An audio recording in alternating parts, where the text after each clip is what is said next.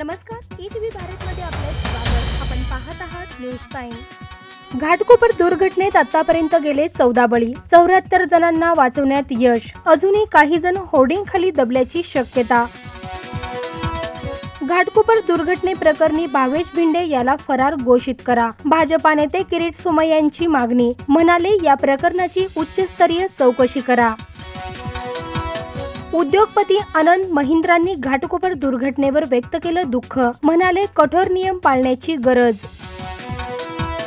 सलमान खान गोळीबार प्रकरणी 6व्या आरोपीला अटक। मुंबई पोलिसांनी हरपाल सिंगला हरियाणातून केलं जेरबंद।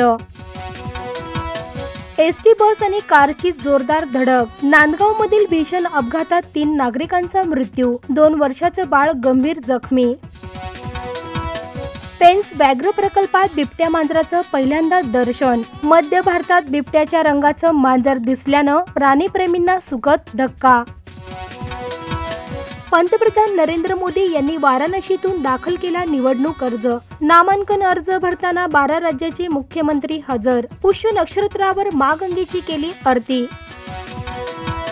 5 कोटींच्या खंडणीसाठी व्यावसायिकाचं भर रस्त्यातून अपहरण। समतानगर पोलिसांनी 3 आरोपींना केलं अटक। 60 लाख रुपये दिल्यानंतर व्यावसायिकांची केली होती सुटका। अनिल कपूरनं कॉमेडी ड्रामा हाऊसफुल 5 मधून घेतली माघार। चित्रपट सोडण्याचं कारण अस्पष्ट।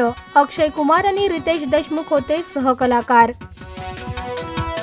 रणबीर कपूर स्टारर रामायणसाठी करावी लागणार प्रतीक्षा। चित्रपट रिलीजची तारीख पडली लांबणीवर। या बातम्यांसह इथेच थांबूया। अधिक माहितीसाठी लॉग इन करा etvbharat.com।